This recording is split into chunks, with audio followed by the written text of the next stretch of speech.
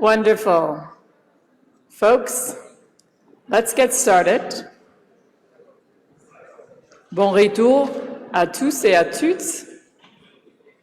We're going to continue with panel 3.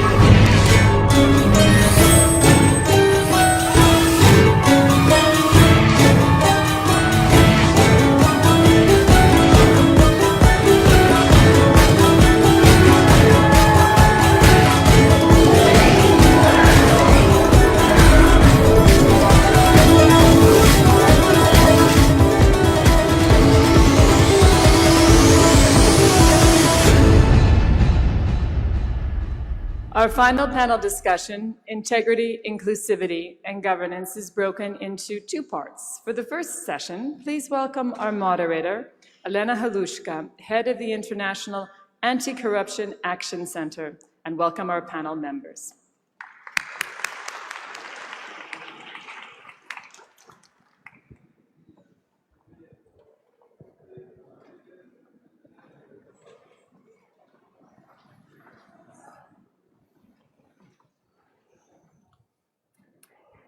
So, ladies and gentlemen, thank you very much for coming back from the lunch, almost in time.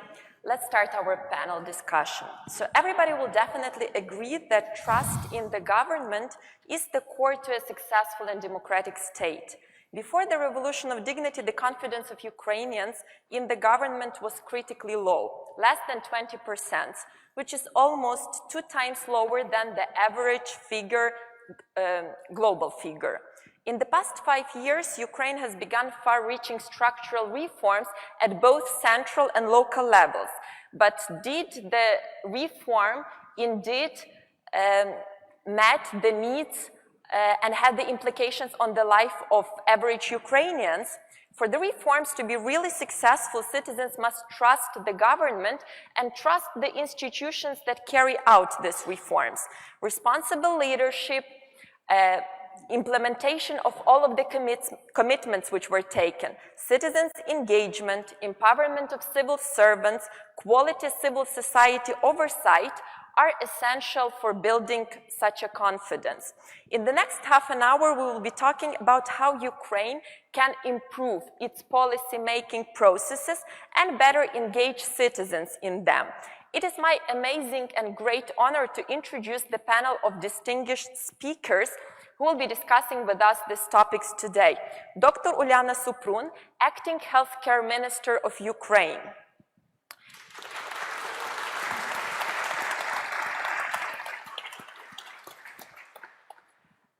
Next person sitting is Honorable Lloyd X. Worsey, Chair of the World Refugee Council and former Minister of Foreign Affairs of Canada.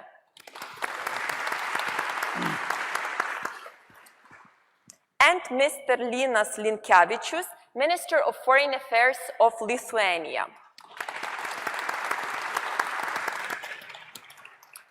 Dr. Suprun, in the field of the healthcare, some very significant progress has been achieved since the Revolution of Dignity. By outsourcing medicines procurements to the international organizations, over 3 years, Ukraine managed to save around $55 million. In addition, the healthcare ministry took part in the public administration reform and pioneered full public policy making cycle. You carried out a number of rounds of public consultations during the introduction of the very famous principle, money follow the patient. How did public administration reform and proper citizens consultation cater for an effective reform implementation? Thank you for the question. It's very important to understand that reform will only be as successful as the implementation of it and also the acceptance by the citizens of that reform. What we did in the ministry, both at the level of governance as well as in the healthcare system, is we had our Copernican revolution. It used to be that the center of the universe in Ukraine was the government. We changed that principle. It no longer is the government, but the son, and the son is the citizen of Ukraine. So now the system revolves around the citizen, whether it's public policy cycles where we went and we spoke to over 10,000 people before we implemented the healthcare transformation. Also, what we did is in our ministry, we've changed the way that we work in that we have directorates with directors that are now oriented on creating policy rather than only on implementing whatever laws are in place. So what we've done is we've taken that which is most requested by the citizen by listening to them, and then we've turned it into public policy, rather than the way it used to be in Ukraine, where in Kyiv they would make public policy and force it on the citizens. So the citizens are now the center of our universe, and I think that that's a very positive move when it comes to Ukrainian reforms. Thank you very much. Around 28 million Ukrainians have enrolled in the reform by signing voluntarily, and I would like to stress voluntarily, the declarations with family doctors. As far as we know, this significantly exceeded your initial expectations. What is the secret behind such a result? Do you think that this citizens' engagement instruments and this public policy making process really helped such a result? Well, I think the first reason is that Ukrainians have been waiting for this healthcare transformation for very many years. Not only the 25 years of independence before the start of the transformation, but also for the 70 years prior to that. One of the things that is most well received by Ukrainians is that they now have freedom of choice. In the past, they were assigned their primary care facility and their physician based on their place of residency. Now they're able to choose any family physician in any ambulatory in Ukraine. So I think freedom of choice is one important thing. The second one is that we've now created a guaranteed package of services that will be provided for at no cost for the patients. So we did some social polling, and in the summer of 2018, prior to the beginning of the transformation of the healthcare system, about 15% of Ukrainians were paying under the table bribes to their primary care physicians, and only 3 months later, in October of 2018, that number had dropped to half, to only 7%. We're hoping that this year we'll see it down to 1 to 2% or maybe even 0. And then the third thing is that we made it convenient for them to actually see their physicians. In the past, again, you would be assigned to your ambulatory center, your primary care center. You would show up and you'd wait in line with all the other patients until the doctor could see you. And we introduced a very revolutionary thing, which is signing up for an appointment. You come, and in 15 minutes you see your physician, and then you leave and go home. You're not there all day waiting for the physician to see you. And small changes like that, word of mouth came out very quickly, and people were satisfied with these new services. They started talking to each other, and then when the family physicians started receiving the payment in a capitation process and their salaries increased by 2 times, 3 times, and 4 times, the, as we call it in Ukraine, BBC, of the physicians started talking to one another, and they started going out and getting patients to sign up with them. There became a competition for patients. And I think competition, freedom of choice, and also the new respect for the patients where they're being competed for has made it a very successful program. And that's why 28 million people who, by all measures, the World Health Organization told us if we had 10 or 15 million by the end of the second year, it would be a miracle. And we got 20 million in just the first year and another 8 million in the second half of this year. Thank you. Minister Linkevičius, citizens' engagement is basically a two-way road. On one hand, you have to have the government which is willing to listen to the citizens and engage them. But on the other hand, there should be a certain level of trust in the government for the citizens to get involved. Please share with us Lithuanian experience. How can government build and maintain trust of the citizens? First of all, it's for me, yeah? Yeah. No, Minister Linkevičius, but we can build trust between us as well. I will have a similar question to Mr. You know, as well. I believe every country has this problem and challenge, and not just every country, every institution, European Union, transatlantic area, and we always thinking and talking that sometimes lack of leadership and big gap between elite and people in general. So people, they do not believe, sometimes do not understand. Definitely they are not motivated. And by far, it's not the case to talk about ownership, which is very important and probably obligatory. So when it comes to the Ukrainian situation, I believe it was also one of the reasons, if colleagues will agree, one of this emotional, not fatigue, but frustration about this situation, mismanagement. And when I visited Ukraine numerous times, I really visited all hotspots on front lines and talked also not only to the government, but also to the soldiers, to the people. And, you know, when on one side of the country people are fighting and dying, being killed, and on the other side, somebody, not all of course, but somebody still discussing schemes of corruption and solving own private problems that could not last forever. So it was one of the reasons, as you said, lack of trust. And if somebody had illusions that Ukraine will make U-turn or will, so to say, desert all this chosen way of Euro-Atlantic integration, they were wrong. They simply said that it's not acceptable what is happening. So, in short, it's easy to say what should be done. It should be implemented what was promised, very easy to say. If it's not, so people are not angry, but sometimes even punishing. And well, I'm saying, see, even happy because I'm always saying that, you know, identity of Ukrainians was born in Maidan, I believe. It was, or reborn, or nation felt that this is real nation. And they will not allow to come back. They will allow to conduct reforms, to do something, but if something goes wrong, again, the spirit of Maidan will come back. And there's no other recipe. It should be real judicial reform. Real, not artificial, not just like sounds very nice.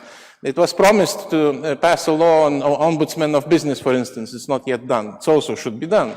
Anti-corruption court should be operational and should deliver results. It also should be done. And then people will see that somebody takes care about these issues and somebody is really facing some consequences. Maybe that will be a step to that direction. But short time, so I can talk more, but I prepared a long speech, but you're not allowing me to do that. Thank you very much. We will still have a number of questions to you afterwards. Mr. Exworthy, what is your take as an external observer about the citizens' engagement in Ukraine? Because you were the chair of the Canadian observation mission for the president's election, and you will very soon get back to Ukraine for the parliamentarian elections. You've been following Ukraine for years, and how would you assess what really changed after the Revolution of Dignity? I'd like to begin by going back to a very important and simple word that the ministry used called trust. And one thing, as we were observing in the election, in the first two rounds of the presidential election, the impression of the commitment of Ukrainian people to make this election work. First, it was a very well-run election in terms of just getting the ballot into the box and getting it counted. Not perfect, but I personally have been through 9 elections, all successful, I'm glad to say. But I came away certainly that Ukraine was setting a very strong standard about how to ensure that trust could be built in. Because if you don't have that trust, when you go in that this is an honest and open election, then it's going to affect your view from that point on. The government becomes illegitimate in your eyes if the election system is also sort of questionable. But where I think that there are areas that, again, in Ukraine have been explored almost more than anywhere else, and that is the misuse of information, the so-called cyber, digital, hybrid, whatever you want to call it, interventions. And what it simply means is that people can't trust anymore what they're listening to, and that the whole fight for the battle of minds and hearts, which takes place in a highly complicated information nexus, is one that if you're going to have a legitimate and open democratic system, we have to come to grips with. And that's one reason I found fascinating in the first 2 rounds, as I will in the third, is the number of the efforts being made to do early warning, to kind of nip out before these things happen, get some anticipation so that it doesn't disrupt the election and simply turn it into a story about the lack of effectiveness or efficiency or honesty or verity. So that's one point where I think that was very, very important, is to get the election right. But I think there's major reform, and this is not exclusive to Ukraine. This is virtually any democracy has to come to grips with this misinformation issue. And we learn from Ukraine because you've been next to the major purveyor of that for the last 15, 20 years. That's where I think there's room for an awful lot more collegiality on these issues, where we actually share an awful lot more, because I think that's the best way of providing a deterrence. And if I can make a second point following up, from my own experience, so back in the ancient bad old days, I was Minister of Immigration in Canada for 4 years. One of the things that we faced at that time was very large movements of people from Indochina. After the war came to an end, several 100,000 were sort of on the boats.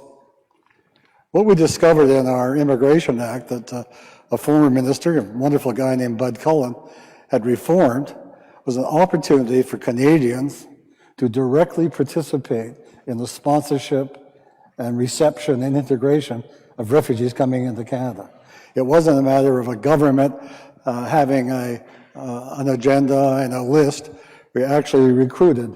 And so people in their neighborhoods, in their churches, on the business floors, could become a part of a sponsoring group and help people learn where the grocery store was, how to get to school, have some family meals. It became part of the way in which we developed an integration sort of spirit to enable newcomers to feel comfortable. Here is the point that I think is less known, but equally important. And that is that participation of tens of thousands of Canadians as sponsors of refugees. All of a sudden, they understood that refugees are not crooks, they're not bad people, they're not victims, they're people who are escaping persecution and violence, and therefore they get to know them, and when they talk to their neighbors or their family over the fence, they say, hey, quit stereotyping, get off this kind of criminalization view, which is being so rampant in so many of the politics of our day. And I think one thing we've been a little bit immune from that is because we actually had Canadians participating in a solution to what is a very difficult problem. And to me, that is the example that more and more that you can provide, as you were doing your healthcare. I think that a nice example of that is the internally displaced persons in Ukraine. Well, that's, because when the Crimean Tatars were displaced from Crimea because of the illegal annexation invasion by Russia, many of them went into Western Ukraine, and I know families that took in Crimean families that lived with them. Now, these are different religions, very different traditions, and it was that integration with them that stopped any discrimination from happening, because they looked at them as Ukrainians who were displaced from their homes and needed help. And I think that that example you gave is actually nicely has nicely been implemented in Ukraine when it comes to the internally displaced persons. Absolutely. I think that the Canadian experience of basically engaging the certain groups of people in the policy making on these issues, which basically affect the life of these people, is a very powerful tool and instrument to build the trust inside the society among the different groups, but also to build the trust of these very groups in the government as well. So I think that it is also a good experience which might be learned by Ukraine as well. Minister Linkevičius, could you please also share with us the Lithuanian experience of how you are engaging citizens? What tools and instruments are you using to engage citizens in the public policy making processes and the resolving of the most pressing and actual issues? Well, this is maybe also not so easy to do, and we're always talking not just in Lithuania but also in other countries, also in the European Union, how to engage citizens, how to make sure that they are really taking actively part in our life and that they believe that something depends on them, which really takes some time. But I believe, if you allow me, I will shift a bit more to another issue. Citizens are important, professionals are important, and also administrative capacities are important. when we're talking about now I'm talking about station in Ukraine, basically. So what bothers me and what I really like to say, that everything what we're talking, now it's about administrative capacities of the country to run the business. And we have a variety of programs, variety of initiatives. It's Compact for Reforms European Commission, or support group for professionals in Canada, what we are also going to join. Our members of parliament in Lithuania launched a program of new European plan for Ukraine. And everything about the same, how to make sure that the country is running. And it's not just about additional money, by the way, because we're talking about administrative capacities to absorb, to take money which are existing. And when our members of parliament launched these initiatives, maybe you heard some of you, they called it new Marshal plan, which frankly was a bit counterproductive for public diplomacy, because somebody said that why we need additional money, let's talk about management, project management. And here we can do really our part. Here in Lithuania we have very good experience in project management, and we already have contacts with Ukrainians. We have experts working in Ukraine in this regard. About investments, also facilitation. You know, Ukraine, I checked if it's correctly, if it's true, ranking number 71 in doing business in the world ranking system, which is really not too high, I have to say. So everybody should focus now on that, to make sure that the world will believe that the resources which are delivered by financial institutions, by nations, European Commission, are not wasted, but really saved. Yes, that's very important. Then investments will come. If environment for investments will be permissive, then will be some kind of success, because it's now not yet the case. One can say not stable situation, still war taking place, I understand, but nevertheless, it's big potential, it's a huge country. We have to think how to unlock economy. So, sorry for departing from your question, but I believe it's even more important to talk today about these things. I think that I completely agree that this is super important, and that was basically one of my next questions, which I wanted to ask Dr. Suprun and Mr. Exworthy. You are absolutely right that in order to do quality reforms, the country should have stable and should have the institutions and basically the capacity to deliver these reforms, which is impossible to do without the professional civil service. And as we've already mentioned, the healthcare ministry was the pilot for the public administration reform. Dr. Suprun, could you please share us what are your key takeaways, how to encourage professional civil servants to go and work for the public administration? Well, I think that one of the most important things is to provide them with an opportunity that they will be able to grow in their professionalism. In our ministry, we have 5 new directorates. We have 4 directors. We're still looking for one of them. And we have 71 new professionals who are coming into our ministry. Almost all of them have come from either civil society or business or academia. I think there was only 2 of them that transferred from a different government service or from our own ministry into one of those positions. So one of the most important things is to provide them an opportunity where they feel that they'll be able to grow professionally. And secondly, I think it's having a culture and an inclusive culture where you have an open door and you listen to the ideas and you let people do those things that they want to do most. I did want to comment also about some of the statements that were made earlier about what's important for reforms to be successful, and we were talking about being responsive to the citizens. I think that one of the earlier panels was talking about the fact that reforms will only be successful if citizens, if they feel the reforms. There are many things like perhaps decentralization that is taking longer for them to get a feel for it because it's a little bit more to do with local government. Whereas something like healthcare reform, when they can actually see a difference in the way that their doctors are talking to them or that their healthcare is being given to them, they're more likely to be supportive of the reforms. I think that's an important thing. And last, it's a partnership. Civil society, government institutions, for us, patient organizations, anti-corruption organizations, also business. And if we don't incorporate business into those reforms that we're doing, say right now, Ukraine is open for business and we're all waiting for you to come and invest in Ukraine, and that's why we're having Ukraine House for the next couple of days. But in healthcare, if we don't bring business on board together with us as we're moving forward, I don't think anything will be able to change in a positive way. Mr. Swartz, you also wanted to comment. Well, I think first we have to talk about how do you make full use of your human resources. And one of the major reforms that has to take place, in my view, is that there has to be a real significant effort for the inclusion of women in the political system.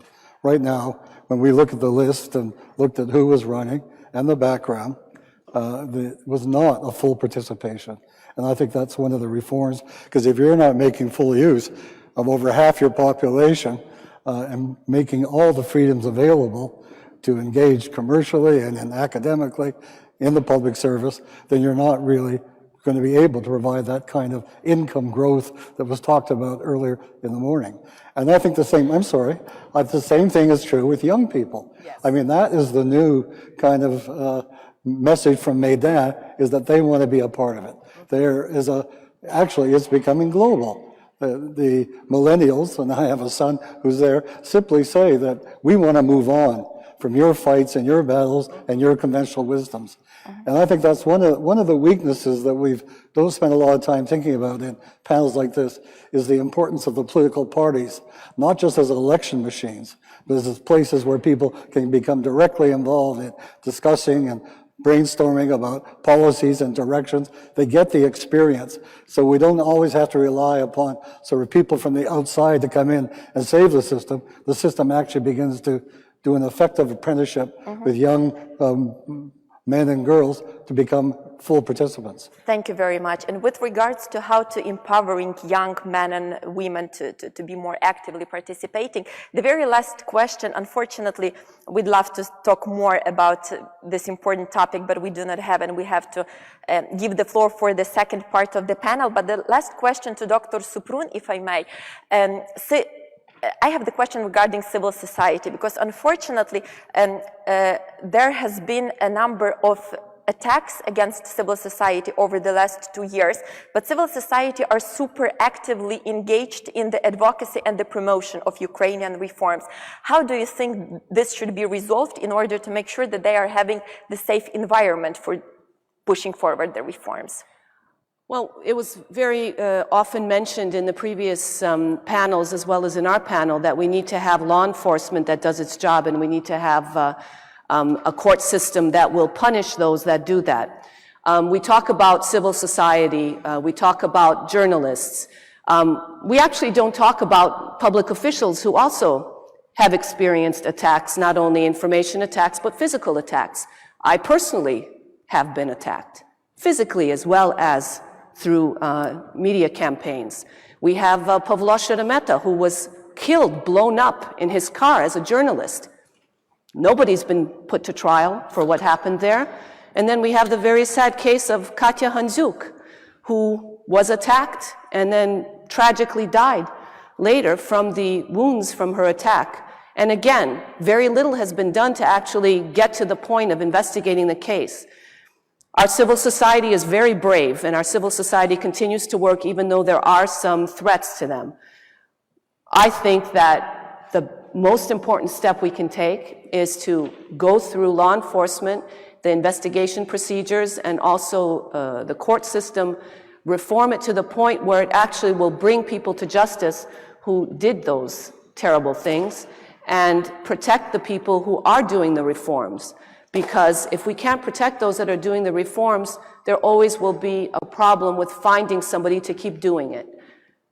If you don't have brave people that are coming out and taking their own lives in their hands to do these things, then nothing will ever change in our country. Thank you very much. So based on the Canadian, Lithuanian, and Ukrainian experience specifically in the healthcare reform, we would all agree that accountable, transparent, and effective institutions, which really represent public interest and are the voice for public, are critically for building up the trust in the government and delivering the results. And here I would like to very briefly mention that Ukrainian civil society participated in the development of the Toronto Principles, where the further steps with regards to the rule of law reform, which Minister Linkevičius mentioned as the top priority for Ukraine, as well as the electoral reform, as well as the healthcare reform, public administration, decentralization reform. All of these ideas and further steps that are to be taken are reflected in these Toronto principles and the briefs, which can also be found on the website of the conference. And to end up with, as the civil society activist who has been actively involved in the advocacy and promotion of the Ukrainian reforms, I have to tell you that lessons learned say that the synergetic pressure of the agents of change inside the government, the international community, and the civil society who are simultaneously pushing forward and advocating for the reforms to be done are really something which works. And we really hope that the same approach would be used for further 5 years of the reforms. Thank you very much. Thank you. I hate to interrupt this panel. What an excellent discussion. Thank you so much. We're going to move to the second part. I'd like to welcome Hannah Hopko, Chair of the Foreign Affairs Committee of the Verkhovna Rada, and other panel members. Thank you, Hannah.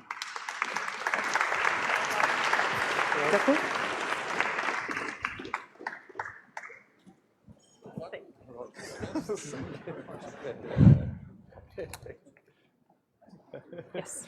You are.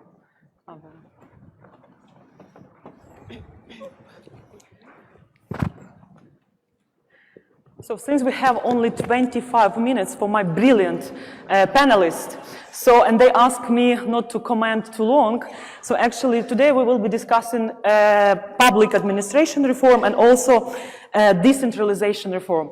I think that decentralization reform could be named as one of the key anti-corruption efforts also in Ukraine, because honestly saying, decentralization, I personally consider as an administrative decommunization of Ukraine, because we are destroying this Soviet approach in building the communities. So just briefly, I could say that in under 4 years, 913 local amalgamated communities were created.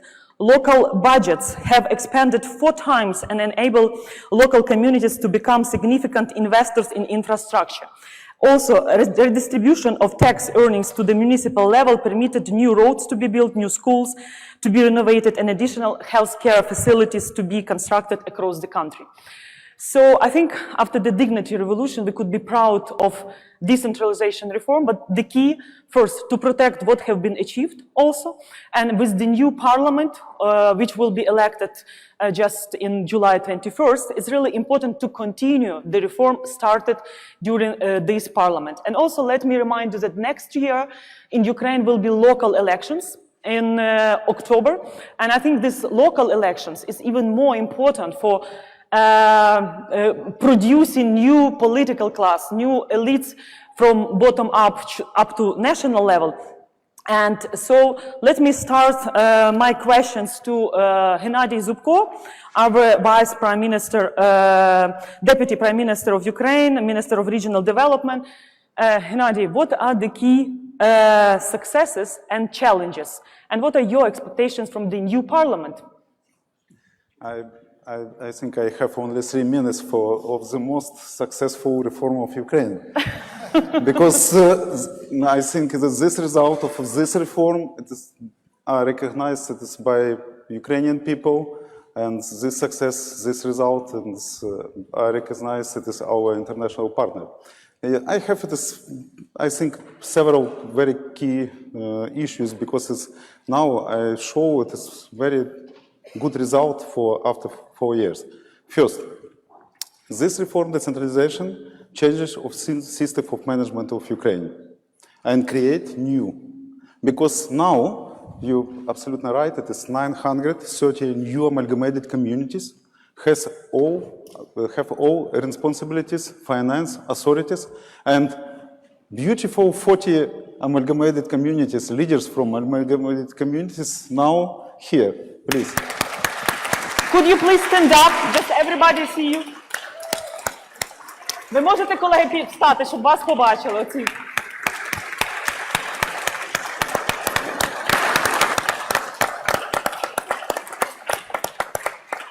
We could say that this is the new leader of new Ukraine, which one day will be sitting in the parliament, having such brilliant experience. Plus, Yes. 1 minute, yes? Okay. And we have 930 new amalgamated communities who cover 45% all territories of Ukraine. And in these amalgamated communities live now at 70% all people of Ukraine. Absolutely right. It has grown local budget from 2014 to 2019. It is 4 times, from 70 billion hryvnias to 240 billion hryvnias. It is huge, huge finance. It is central government to send for local government. And next key, it is really decentralization. It is new anti-corruption step. I think it is not step, it's jump, because for us it's we have growth local budget, we have growth support from government 4 times, because in 2014 we sent only 500 million hryvnias to support local program. Now we sent this year, it is 40 billion hryvnias for local project.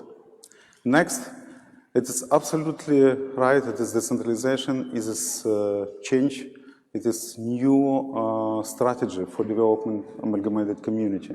Because our team have main goal for develop human potential. It is a lot of people who stayed in this panel said about new human potential in Ukrainian with new life standards, with education, healthcare, administrative services, social services, security. And these people change Ukraine. These people provide 12,000 new projects, improve all new life standards, because now we have absolutely new roadmap for Horizon 2020 is new local election in autumn 2020. It is very short time, because we will to provide several laws. It is very important laws. It is first, it is principle of administrative territorial system, because we have very big challenges with sub-regional level, with basic level. We will have provide new law about service of local administration and general to amendment to constitution, because we will to change system of management and provide a new institute prefect who without finance state with supervisory function for local community. I think it is big challenges for new parliament. We have now 70 laws state in parliament. We have new project of constitution of Ukraine, because it is only 5 pages, only 9 articles in constitution, only 133 kilobytes in one file. And it is very, very necessary to change this amendment to this constitution and provide and continue and speed up this reform of decentralization.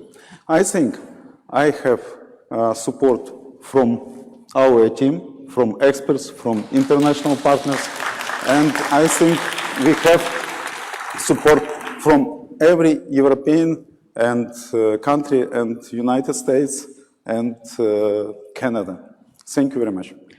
Thank you so much. Let me ask the next question to the Minister of Foreign Affairs of Hungary, our neighbor and strategic partner. Also, I think it's really important that Ukraine is open for constructive dialogue with Hungary, and actually we do believe that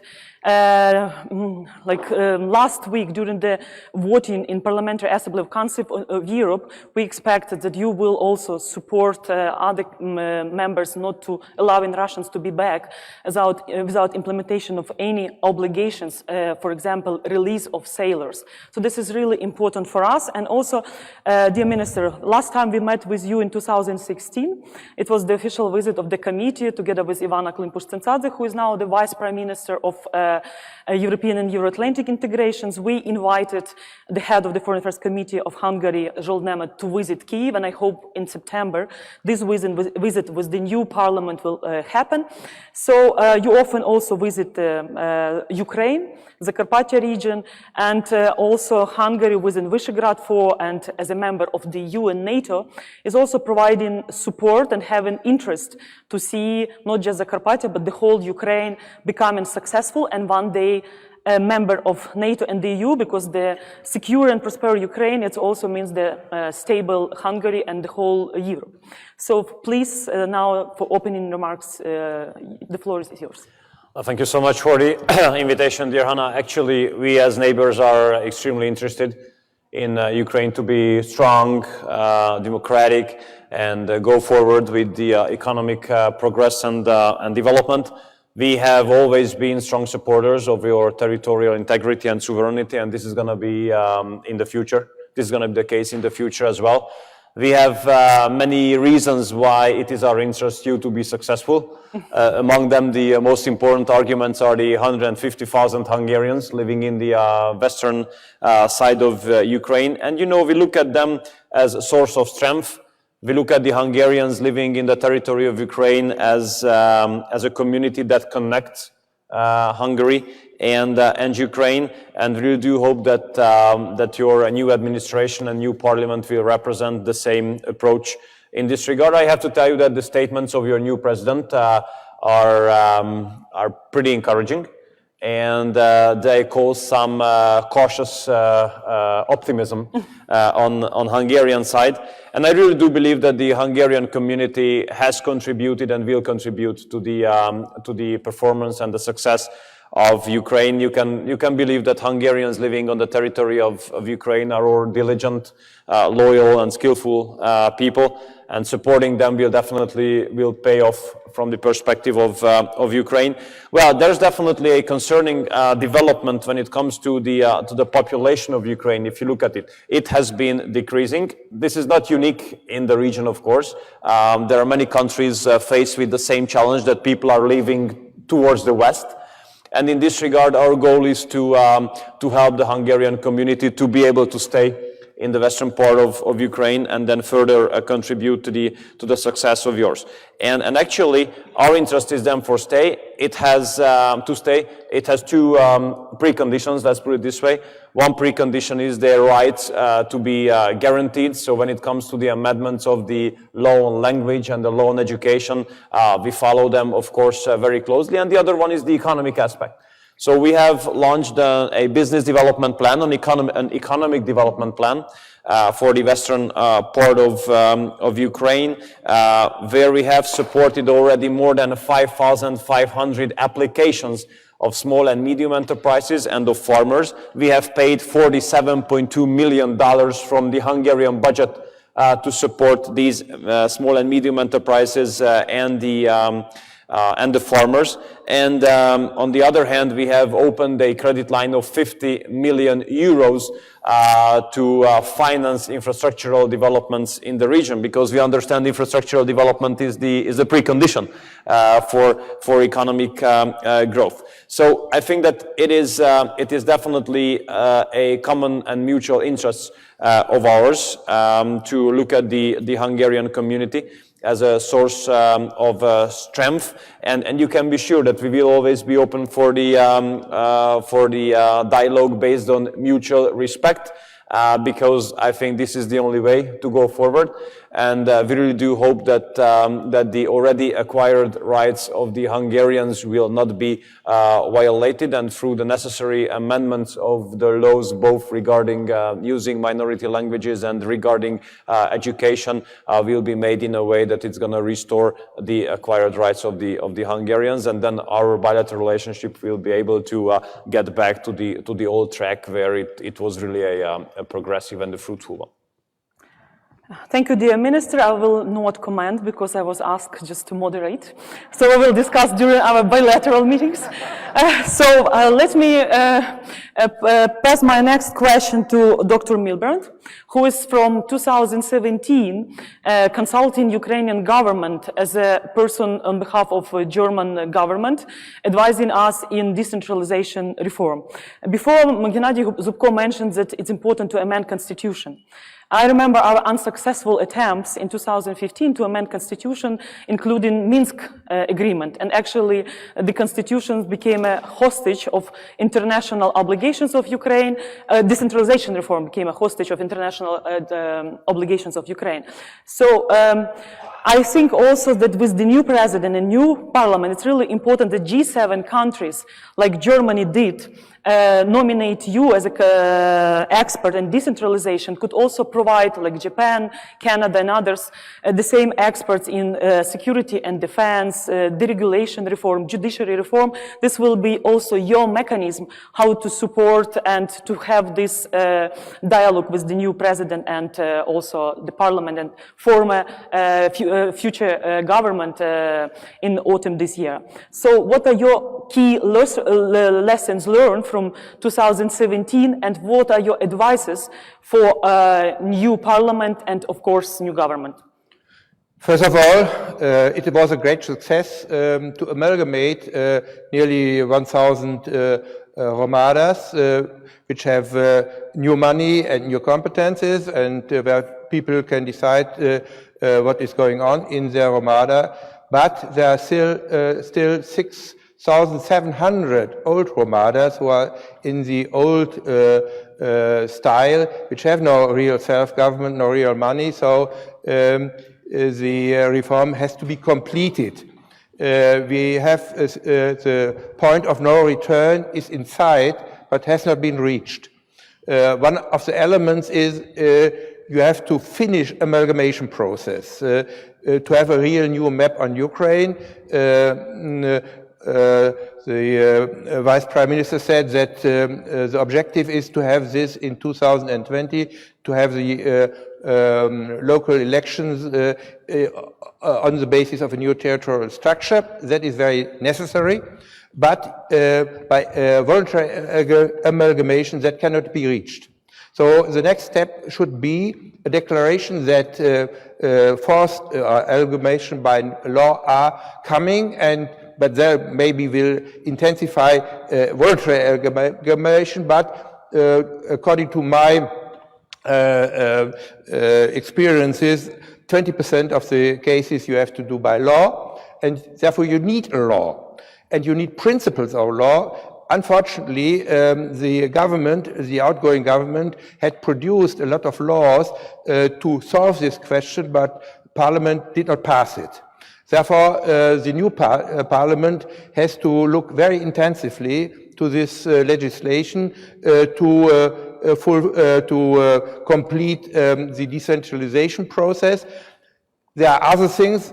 Constitutional amendment was mentioned. We need a constitutional amendment, a comprehensive constitutional amendment, which introduces and guarantees local self-government, which defines a new territorial structure of Ukraine. And second is that we need a clear definition of the different powers of the different level of governments, so that there is no misunderstanding who is responsible for what, and that no interference of, let's say, the upper level into the lower level will exist. That is necessary, and then Ukraine will be a new country a bottom-up country, which is, I think, a good idea, because it will change the mindset. And that is the last point, which is important for me.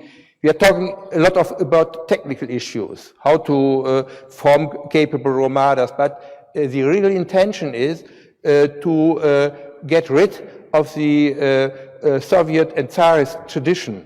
That something is responsible in Kiev or formerly in Moscow. Now you are responsible, and that will change the attitudes, not only of officials, but also of the population as well. And this is a way to become a real European country in the next years. Thank you so much. So Oksana Picek, head of the Amalgamated Community from Volyn Oblast. Oksana, you're the first time in local politics, let me say like this, being a woman and also being responsible, because now you could not say that we don't have money for renovation of roads because Kiev is not providing us money. So this is a part of your responsibility to find money, to attract investment to your community. So actually, what are the key obstacles? And also, second question, people in Ukraine demand to see changes in your community. Changes visible? Ну, перш за все, доброго дня. Дякую за надану можливість стати таким собі голосом народу на такій важливій конференції. Насправді, так, це мій перший досвід в місцевому самоврядуванні і в політиці, якщо можна це так назвати. Зміни очевидні. Я люблю повторювати, що ми безпосередні... Immediately, there are people who see the effects at... Are you getting it?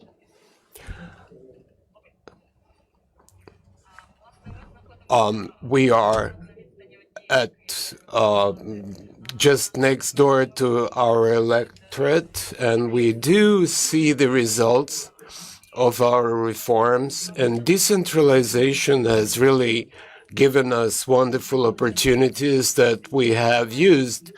We are waiting for the process of the amalgamation of local communities, and we have to admit that it's been prolonged, it's been too long. So we have to complete this stage one and transition to the second stage. And we see the effects, we see the results. Of course, there always have been and will be people who are not satisfied, but we are nevertheless ready to realize and implement infrastructural projects with the respective donor support, and of course with the support in the completion of stage one. We hope that the next convocation of our parliament will be working fruitfully as they did in 2015, 2016, on new legislation on reform in the governance and healthcare, and everything will be great. So we hope so.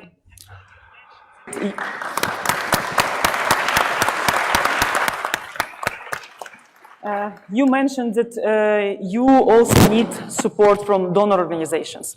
Thanks to the Canadian government that today we have a unique opportunity to discuss with donor community what else could be done to make reforms irreversible in Ukraine besides political will and the goodwill of people, the local communities. And actually in 2017, together with Lithuanian colleagues, we started so-called Marshal Plan for Ukraine, or a new European investment plan for Ukraine. And one of the initiators, Mr. Kubilius, now became the member of European Parliament, and I hope that he will continue to advocate for Ukraine, Georgia, and Moldova with this new European investment plan. But could you, Oksana, mention specifically, because here donors are sitting, and what exactly you need and your communities from donor organizations? Що конкретно вам потрібно було би, яка допомога, крім фінансової і так далі? Well, we do need, first of all, it's great that our donors provide training opportunities and education projects, but it will be great to receive funding for improvements in infrastructure for our communities. I'm sure. First, I will to say thank you very much for all our partners. Euro Commission, EDGE, Canada, GIZ from Germany, all European countries who support us, because we now implemented all best experience. From Estonia, electronic government. From Sweden, it is administrative services. From Germany, energy efficiency. From France, civil services. From Poland, administrative services. It is all best experience included for successful reform of decentralization. And for us, it is not need only finance. For us, it is need best experience. Because for every amalgamated community, it is need create new business climate. Business climate with people who want to work in new enterprises, for pay tax for communities and develop all infrastructure. I think we have very short time, because in 2020, in October, we have new local election. It is very short time to stop voluntary process, absolutely right, Mr. Milburn. And for us, it is need to create perspective plan with all amalgamated community who cover and create basic level. And second, it is very important. We now have sabotage from sub-regional level. We have 90 rayons in Ukraine who don't create one amalgamated community.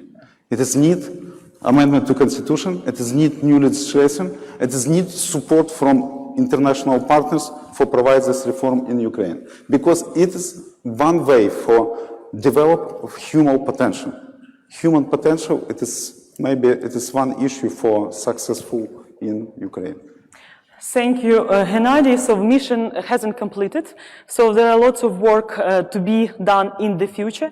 And I truly believe that with such wonderful and professional experienced people like Oksana is and representatives of amalgamated communities sitting here, and also with our neighbors and our strong partners like Hungary and also Germany and all sitting here, I'm sure that this reform will be one of the most successful, because this is also one of way towards our European integration also. And I hope that also the people who are already face the improvement of their life quality in Ukraine will be very thankful, and the populist will not be very popular. So actually, let me...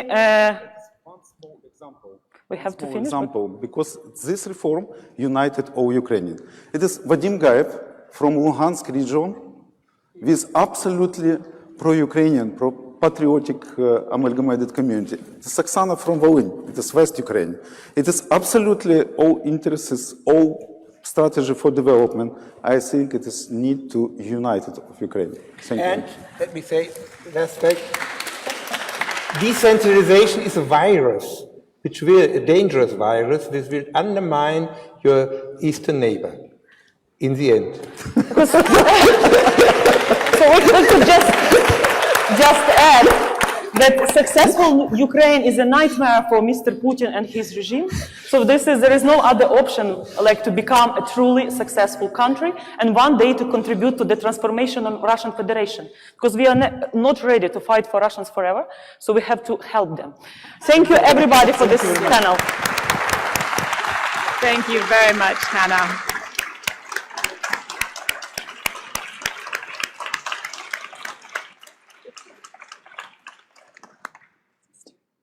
Yes. We're going to continue with our national declarations. Nous allons maintenant poursuivre. And now we'll be continuing with the statements from delegations. Ready to go for the first statement of this session. And it is my pleasure to introduce you now to the Minister of Foreign Affairs and Trade of Hungary, who just, he'll make a reappearance. You're back. Super, super, wonderful. Thank you very much. Thank you. So, dear colleagues, as I mentioned before, Hungary is a neighboring country. That's why it is our interest, Ukraine, to be a strong, stable, and democratic country. And we have always stood by the territorial integrity and the sovereignty of Ukraine, and this is going to be the case in the future as well. The development and progress of Ukraine is in our interest for many reasons, and mostly because of the 150,000 Hungarians living in the western part of the country. I regret to say that the rights of the Hungarian community have been violated during the previous administration, and an anti-Hungarian policy was carried out by the former president. The law on language has been amended in a way that using Hungarian language and minority languages was killed basically in public administration, culture and media. And the law on education was amended in a way that it restricted access to education on mother tongue. So we consider that both of these changes have taken away already existing rights from the Hungarian community. We in Hungary, the Hungarian government has been carrying out a pro-Ukrainian policy, as we have spent $150 million on development and aid programs to Ukraine. We have provided treatment, medical treatment to Ukrainian soldiers getting injured in the fights in the eastern part of the country. We have organized summer vacation for 2,400 Ukrainian kids whose parents were involved in the fights in the eastern end of the country. We have provided reverse gas flow, regardless of all risks, and we have delivered chlorine to the western part of the country to be able to provide drinkable water. With the new president of Ukraine, we definitely have a new hope. His statements have been encouraging and caused a cautious optimism in Hungary. But definitely these words must be followed by actions. That's why we expect amendments of the already mentioned regulations in a way that they restore all the rights of the Hungarian minority. If this is the case in the future, Hungary is ready to immediately lift the veto on the NATO-Ukraine commissions to be held. Thank you very much.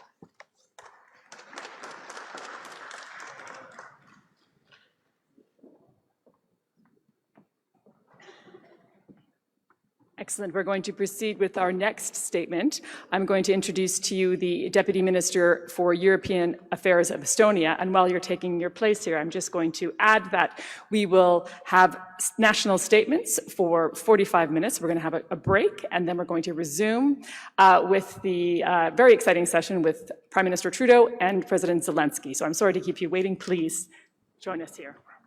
Thank you. Thank you. Ministers, Excellencies, ladies and gentlemen, friends, thank you very much for the invitation to speak at this conference. It's a great honor. It is encouraging indeed to see that the process that was established in London, continued in Copenhagen, is today carried on in Toronto and will be continued next year in Vilnius, as Minister Linkevičius announced earlier today. I'm very grateful for Canada for organizing the conference. The conference that clearly confirms that the progress of reforms in Ukraine is of great importance to all of us, to Europe and the partners across the Atlantic. I want to thank Ukraine for continuing on the reform path, a reform path enormously complicated by the annexation of Crimea and the ongoing Russian aggression against Ukraine. I hereby reiterate Estonia's full support to Ukraine's sovereignty and territorial integrity.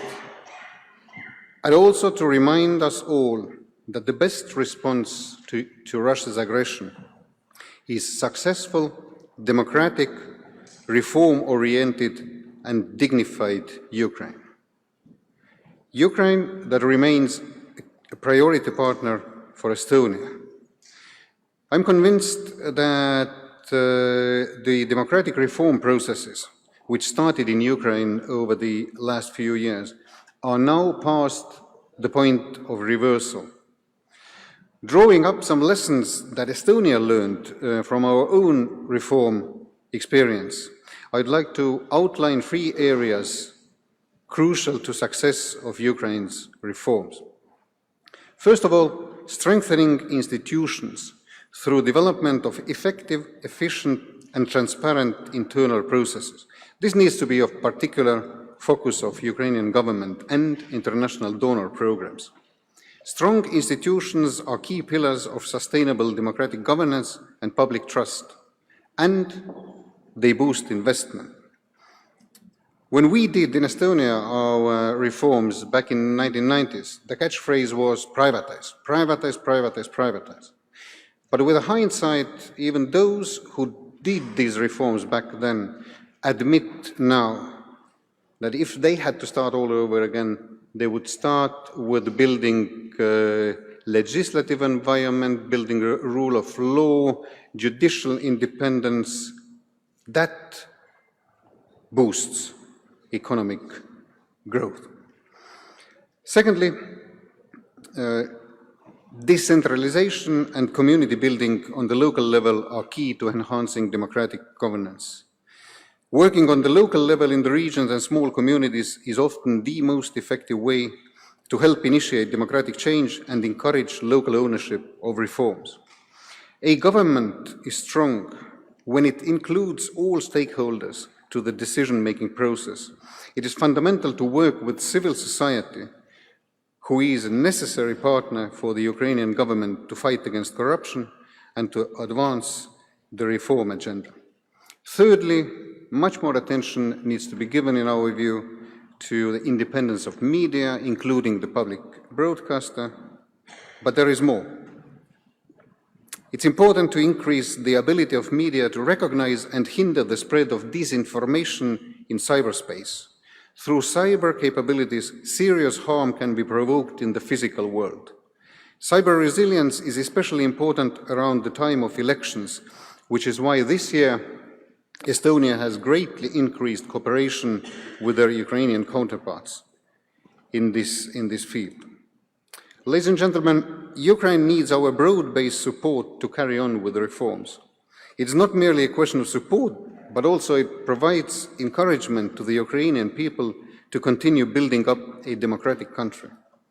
It is my sincere hope that the Verkhovna Rada, which will be elected in 3 weeks' time, will be a good partner to us all on this path. Thank you very much. Deputy Foreign Minister of the Czech Republic.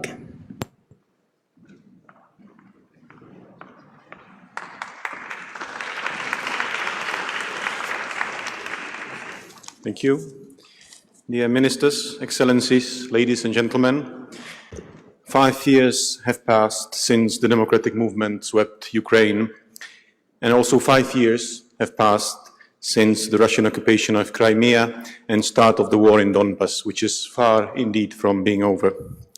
Ukraine stays strong, nevertheless, and shows that the democratic governance and complete transformation of the country must not be a utopia.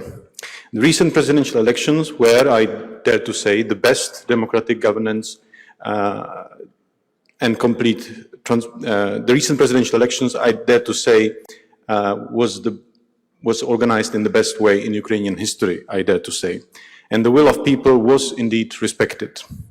In terms of reforms, unprecedented and admirable changes have been already conducted in Ukraine since 2014. We must commend, for example, success in areas such as decentralization of the state, transparent public procurement, or education reform, where also the Czech NGOs are particularly active. However, as always, more we do and better we are, more gaps that must be fixed tend to catch our eye. Therefore, we expect a strong commitment from the new government to hold the reform course and make it its main priority in the next term. Firstly, the focus should be centered on the complexity of the rule of law, which is the most important part of the state building.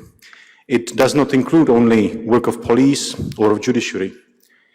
We have to push more for independence of state institutions and especially of state service in general. Secondly, the key to success is the growing economy. The association agreement and the deep and comprehensive free trade agreement offers tremendous chance to orient economy towards the EU and further Western markets. The trade between the EU and Ukraine grew by 50% since its entry into force in 2016. And faster Ukraine manages to adopt necessary standards and legislation, more benefits from the agreement the business can reap. At the same time, we cannot expect miracles overnight. Ukraine is still facing the fiercest pressure that any other European country can imagine.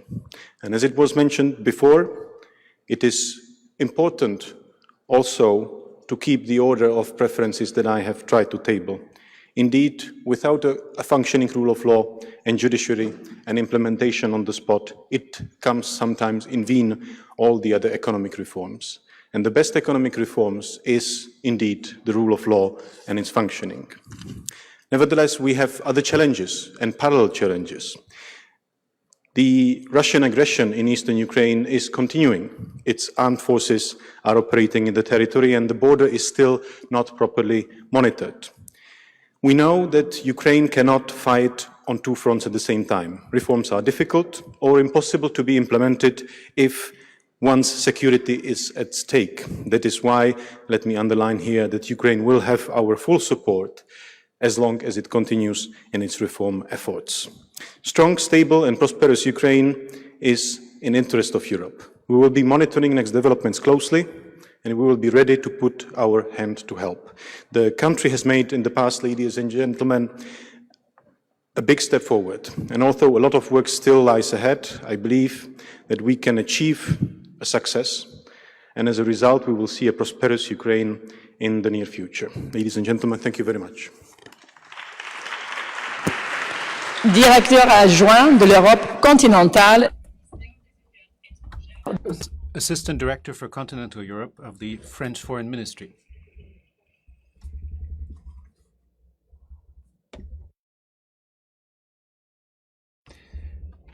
Excellencies, ladies and gentlemen, dear friends, I am very honored to be speaking today on behalf of France. First of all, I would like to thank our Canadian colleagues for hosting with such success a conference that is crucial for the future of reform in Ukraine. I am pleased to see that so many partners and allies of Ukraine are gathered here to display their support. In order to meet the many challenges that it must overcome and carry out the reforms that lie before it, Ukraine must be united, stable, and on the path to peace. Indeed, President Zelensky has placed the peace process at the heart of his mandate, as he reaffirmed to President Macron during his official visit to Paris on June 17th. This is why France, side by side with Germany, is ready to continue its engagement as part of the Normandy format to achieve a resolution of hostilities in eastern Ukraine. The withdrawal of forces last weekend at Stanisia Luhanska is, from that point of view, a major step towards the consolidation of a lasting ceasefire. Russia must display constructiveness and political will, as well as a spirit of responsibility. We expect gestures, chief among which the freedom of the 24 sailors imprisoned since November 2018. I would now like to address the reform process in Ukraine, the subject matter of our conference today. Considerable distance has been has been gained since the Revolution of Dignity in 2014. And I would like to underline the progress since the conference in London last year. In particular, the elimination of the registration requirement for anti-corruption NGOs, as well as the finalization of the High Anti-Corruption Court that will begin operating in September. And these elements will help complete the reform process. France will be particularly attentive, especially as chair of the G7 in 2019, to help Ukraine in completing a number of long-expected reforms, such as land titles reform, the continuation of state enterprise privatizations, tax and customs reforms. France is also side by side with Ukraine as part of the European Bravo program to reform the justice system. Indeed, 5 years after the Revolution of Dignity, Ukraine deserves to complete the ambitious reform process that it undertook at the time and that opens the path to unity. France remains more than ever faithful to the ideal of Ukraine's independence and territorial integrity and its internationally recognized borders, and we have full confidence in Ukraine's new authorities to meet those ambitious challenges. Excellencies, ladies and gentlemen, thank you for your attention. Deputy Secretary. Alors, sous-secrétaire.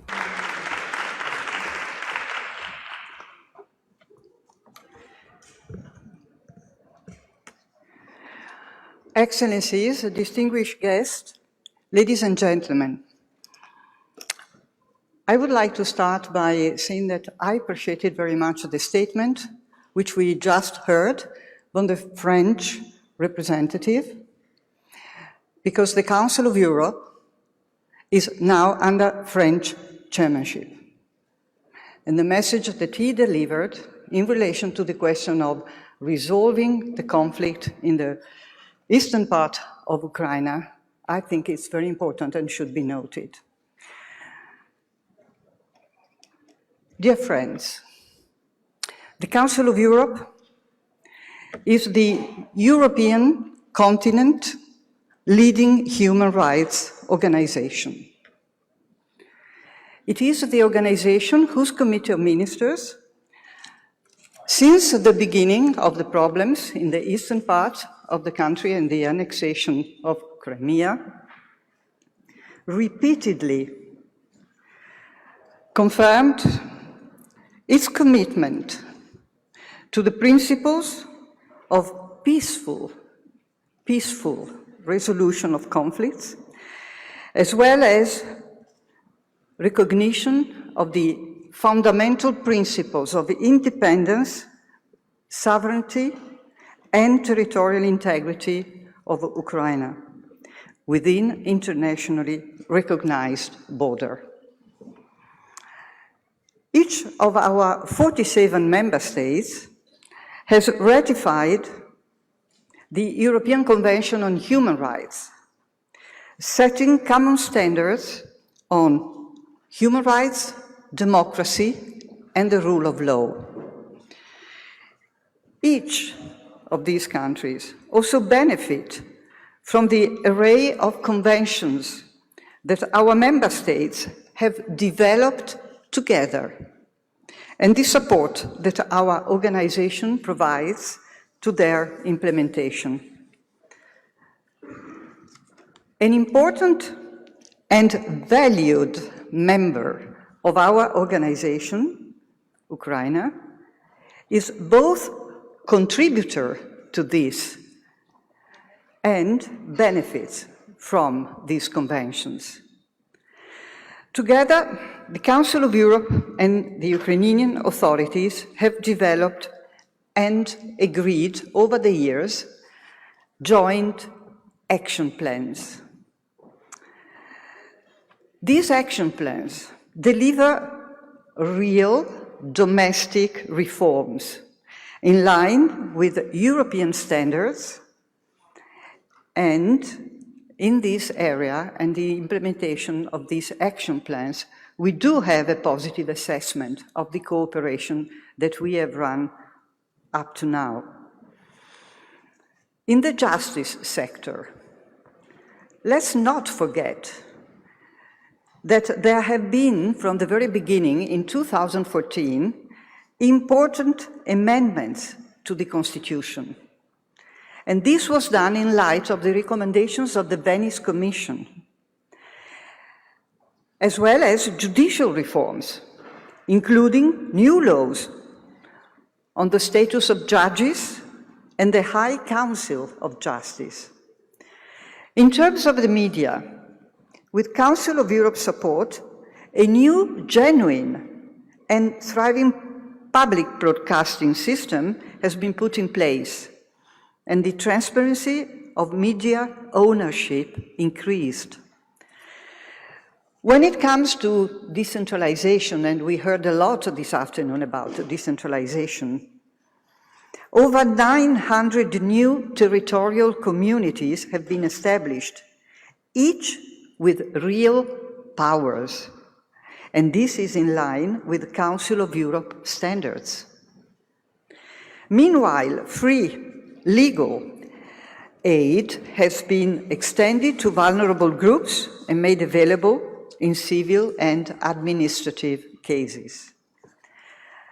While the powers of the National Anti-Corruption Bureau and the National Anti-Corruption Prevention Agency have been strengthened, we recognize, however, that their effectiveness needs to be further increased. We also work together, Ukraine and the Council of Europe, to increase interagency cooperation to tackle violence against women and children. So, ladies and gentlemen, as we heard repeatedly today, progress is clear, but there is more to do in order to make the results irreversible. The current action plan, which we have launched last year, runs to the end of 2021. It's a 30 million euros budget, and it is financed through partnership with the European Union and a quite important number of European donors, but not exclusively European, because also Canada is contributing to this program.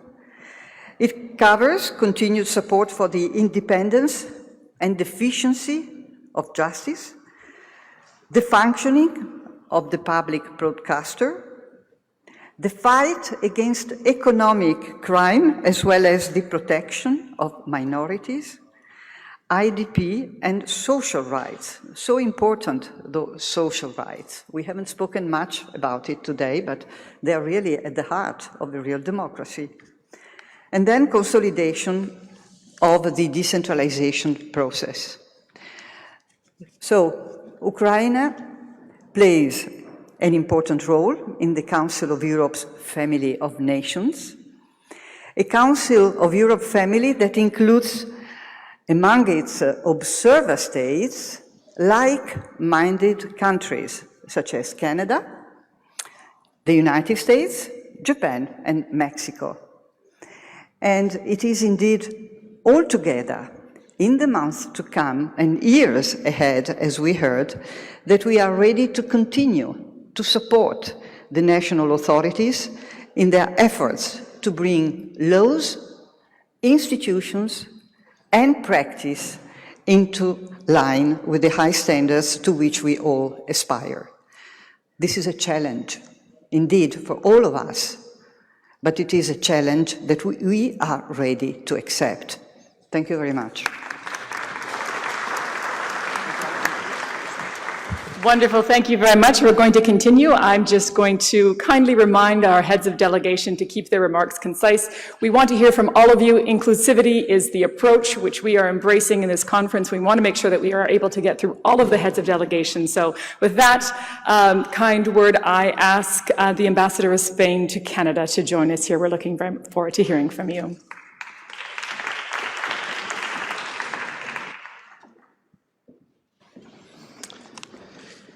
Ministers, Excellencies, ladies and gentlemen. Panel 1 of today's conference opened up with the word sovereign.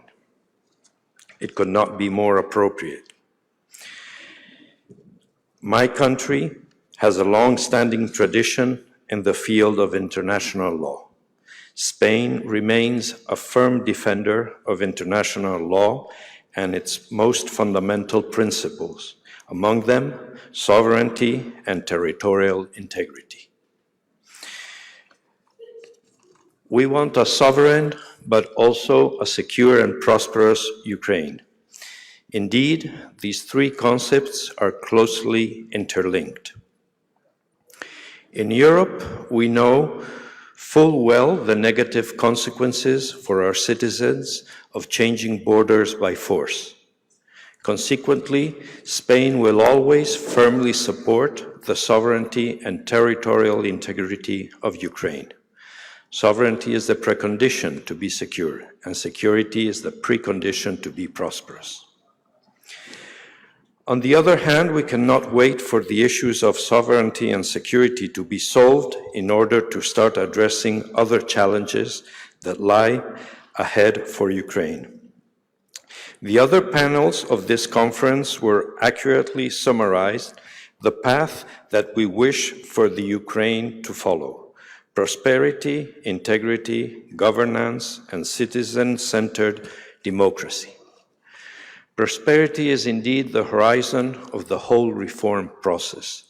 All partners sitting here today have made their valuable contributions. The economic growth of my country in the 90s was largely due to the spectacular development of infrastructure. Consequently, the twinning programs carried out by Spain in Ukraine have focused on the modernization of infrastructures, especially in the transport sector. As regards panel 3, once again, we come across a very appropriate title: the top-down approach. The top-down approach is the only one that can guarantee that the reform process is irreversible, regardless of political changes. Further, it is a necessary condition to achieve the approximation to European standards. Due to the unprecedented support by international partners, it would be meaningless if the Ukrainian political leadership fails in implementing fully and timely all required reforms. 5 years after President Poroshenko took office, it is fair to recognize that his government has carried out ambitious and wide-ranging reform plans. But on the other hand, we are fully aware that the task ahead is still huge. And for it to be successful, we need Kiev to be fully committed with the process of reforms in general. In particular, among many other commitments, a business-friendly atmosphere is absolutely essential. I am convinced that President Zelensky will carry out an appropriate top-down approach. At this point, I would like to convey to President Zelensky all the support of the Spanish government in the arduous task that lies ahead. I will end by thanking the Government of Canada and our host today, Minister Chrystia Freeland, for the organization of this conference. Thank you very much. Ambassador of Ireland to Canada.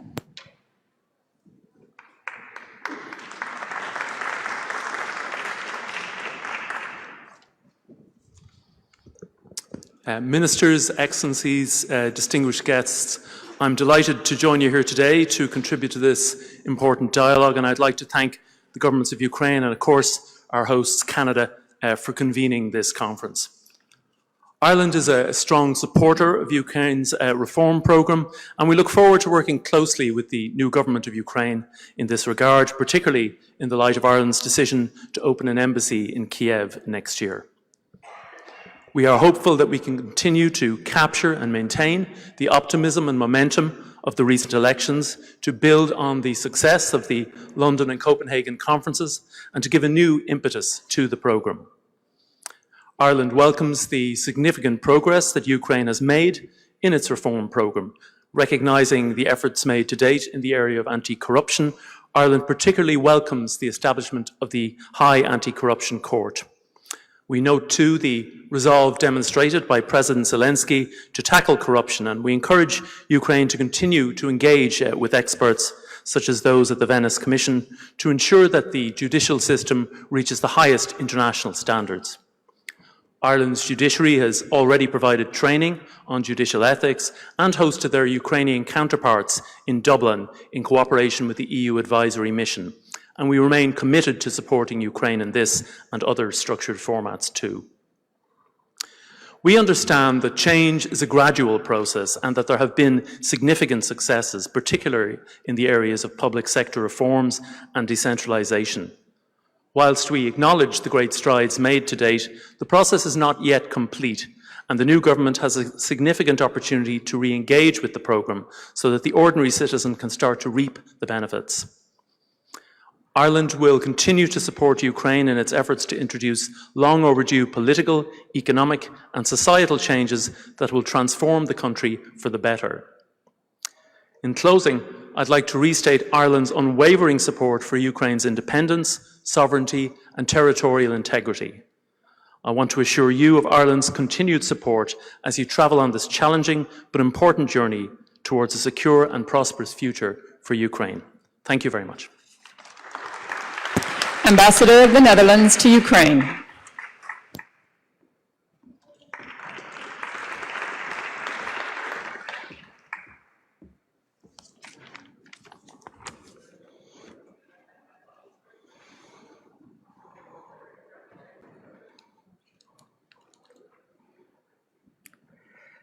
Excellencies, ladies and gentlemen. On behalf of the government of the Netherlands, I'd like to start by expressing our sincere gratitude to the governments of Ukraine and of Canada for organizing this and hosting this very important conference. It's a timely conference because it's on the eve of Ukraine entering a new political context, when old and new challenges will come together, and where we hope that the reform process will continue. We do know that this takes time and perseverance. Furthermore, support from friends is necessary and important. Where do the Netherlands stand on this? If you will allow me 3 points. First, the rule of law. Being a host to the International Court of Justice and numerous other international organizations in the field of justice, the Netherlands has a strong focus on the rule of law. In this regard, the Netherlands would like to commend Ukraine on the establishment of the High Anti-Corruption Court, a very significant milestone in the fight against corruption. Yet, further progress is needed in judicial reforms. We encourage Ukraine to further strengthen the anti-corruption institutions, allowing them to fulfill their mandates without interference. These reforms are not only important for the trust of Ukrainian people in their own judicial system, they will also be instrumental in increasing economic growth and foreign investment. My second point, civil society. The Netherlands will continue to support Ukraine under the umbrella of the Dutch aid programs such as MATRA, the Human Rights Funds and the Accountability Fund.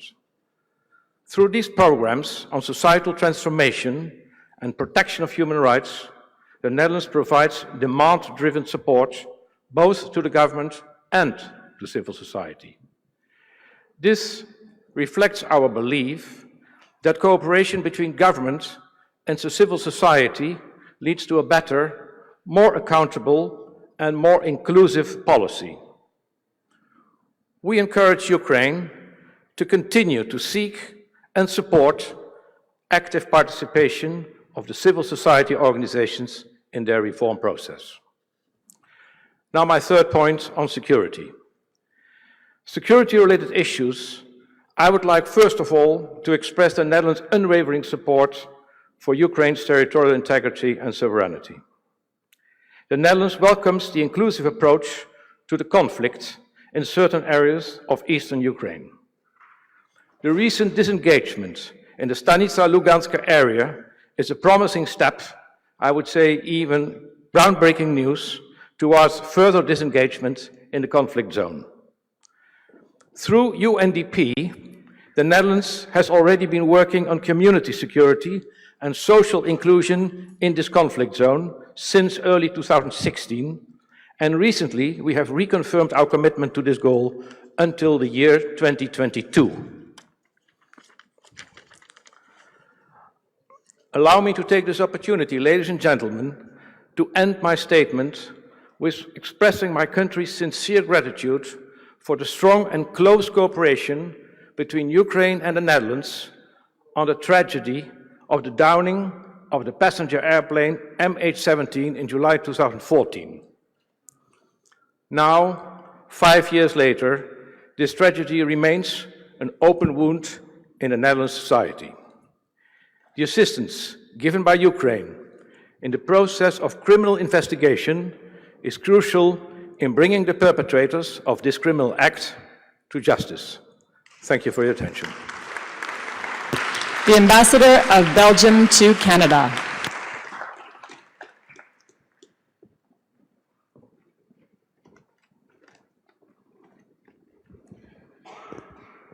Excellencies, dear Ukrainians and friends of Ukraine, let me first say that my minister very much regrets that he had to cancel his participation in this conference at the very last moment due to his role in the negotiations for formation of a new government in Belgium, which is almost as challenging as reforming Ukraine.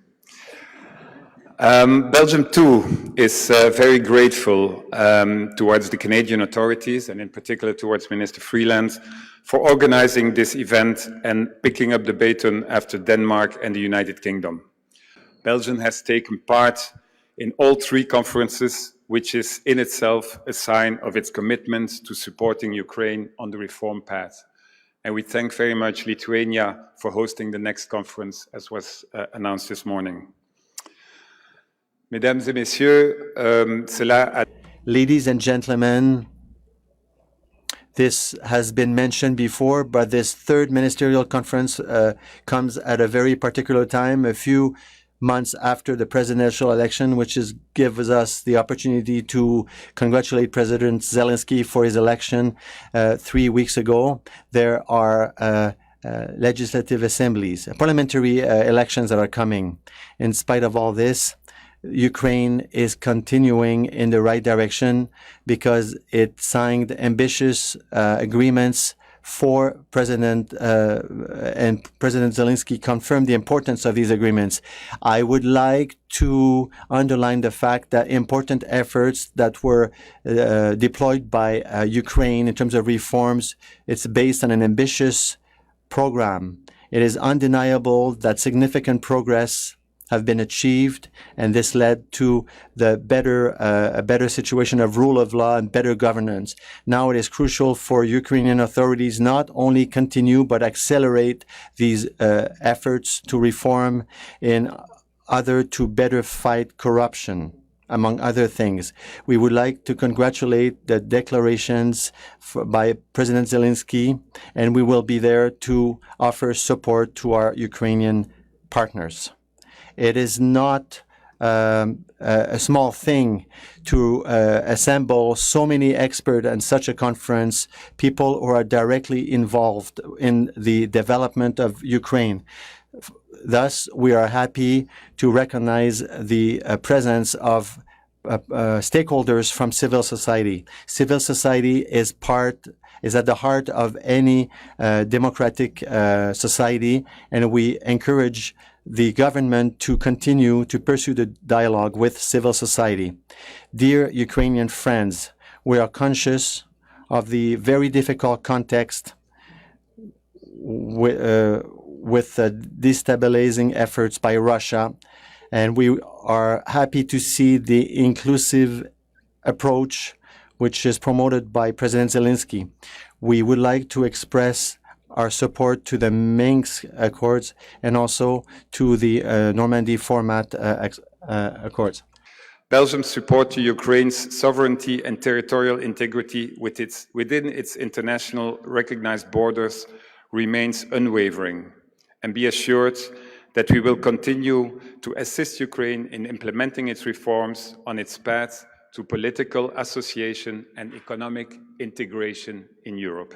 Thank you very much. Deputy Head of Mission and Chargé d'Affaires of Malta.